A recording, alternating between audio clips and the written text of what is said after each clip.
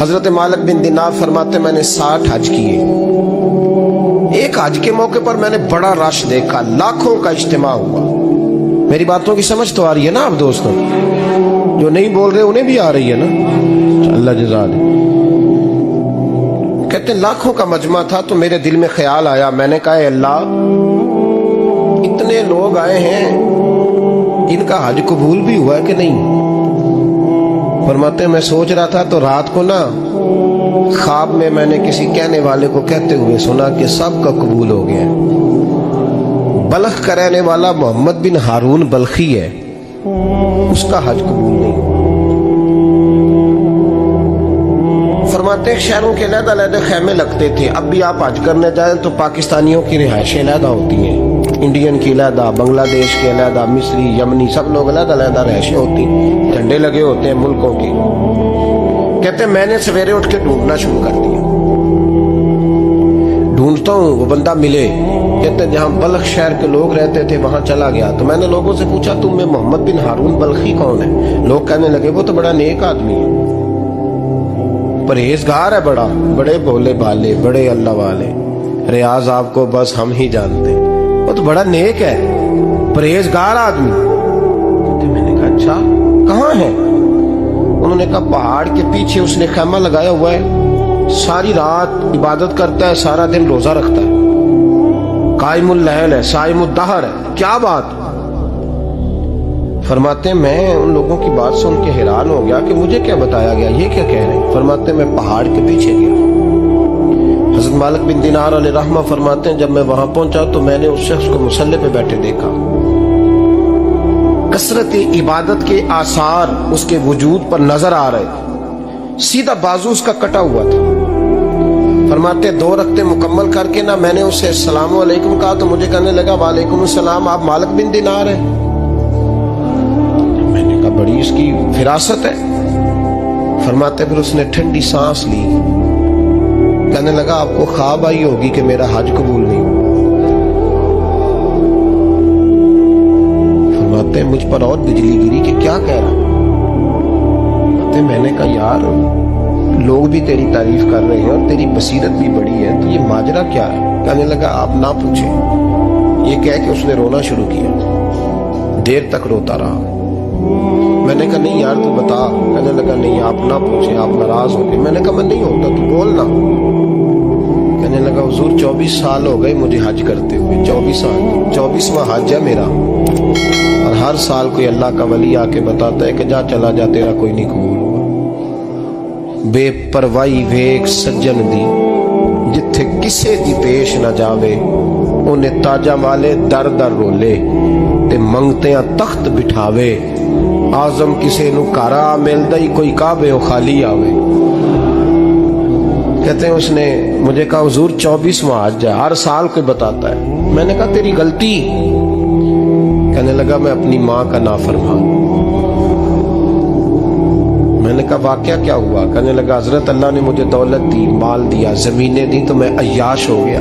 امام مالک بن دینار رحمت اللہ علیہ فرماتے ہیں مجھ سے کہنے لگا پیسے آئے تو میں عیاش ہو گیا. رمضان کا مہینہ تھا, عصر کے بعد میری اماں افطاری کی تیاری کر رہی تھی. میں گیا, میں نے کہا شراب پی ہوئی, اماں روٹی دے. اماں کہنے لگی شرم کر, شرم کر, روزہ رکھا نہیں تو جنہوں نے رکھا ہے ان کا تو خیال کر. کہتے اماں کی بات کا مجھے غصہ لگا. میں کہا کرتا ہوں بد نصیب ہے وہ بیٹا جس کا باپ اس سے بات کرتے ہوئے ڈرتا ہے کہ پتہ نہیں کہاں سے بولے گا.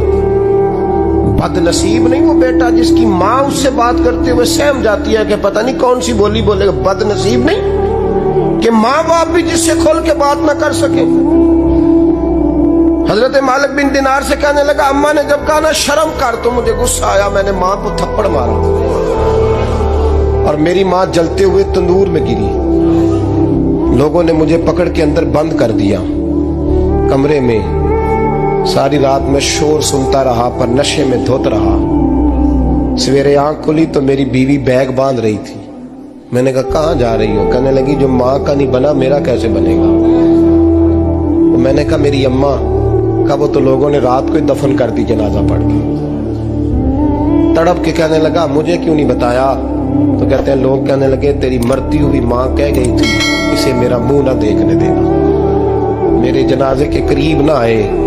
हजरत मालिक बिन दिनार फरमाते हैं, जब उसने ये बात सुनाई तो मैंने भी उसके मुंह पे थप्पड़ मारा।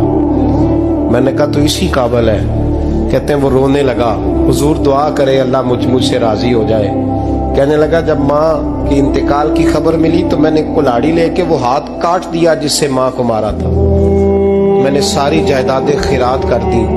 24 साल हो गए, 24 साल सारी रात नमाज पढ़ता हूँ, रोजा रखता हूँ, हज करता हूँ, पर हर साल कोई आके कहता जा दौड़ जा, तेरा कोई नहीं कबूल हुआ। हुजूर दुआ करे मालिक राजी हो जाए। फरमाते मैं थप्पड़ मार के आ गया। मैंने कहा तुझसे राजी हो जाए इतने जालिम से? इमाम मालिक फरमाते रात को आके सोया तो मुझे ख्वाब में रसूल पाक का दीदार हुआ। तो नबी पाक अलैहिस्सलाम ने फरमाया मालिक तू उसे मायूस क्यों कर आया है, अल्लाह तो बड़ा मेहरबान है। कहा हुजूर माँ के नाफरमान को माफी कैसे मिलेगी? तो इमाम मालिक फरमाने लगे नबी करीम ने फरमाया जा उसे जाके बता दे तुझे कयामत में तेरी माँ की वजह से बख्श दिया जाएगा। कहा हुजूर अम्मा की वजह से किस तरह? तो महबूब फरमाने लगे इसकी माँ कयामत में इसके खिलाफ मुकदमा दायर करेगी रब करीम की अदालत में। ए अल्लाह मैंने 9 माह पेट में रखा, दर्द सह के इसे जना, जिगर का खून पिला के पाला और इसी ने मुझे कत्ल किया। रब करीम इसकी माँ का मुकदमा सुन के कहेगा उठाओ इसको दोज़ख में फेंको, इसने माँ जलाई थी इसे भी जलाओ। महबूब फरमाने लगे जब पकड़ करके मालिक उसको मोहम्मद बिन हारून को लोग ले जाएंगे ना जहन्नम की तरफ, अभी फरिश्ते घसीटेंगे ही तो पलट के फिर अम्मा की तरफ देखेगा और दूसरी दफा फिर घसीटेंगे तो पलट के देखेगा और तीसरी दफा फिर पलट के कहेगा अम्मा ये मुझे जलाने लगे, अम्मा ये जहन्नम में फेंकने लगे। मेरे हबीब फरमाने लगे वो जल के मरने वाली माँ वहां भी बोल पड़ेगी, कहेगी या अल्लाह चल मैंने माफ किया तू भी माफ कर।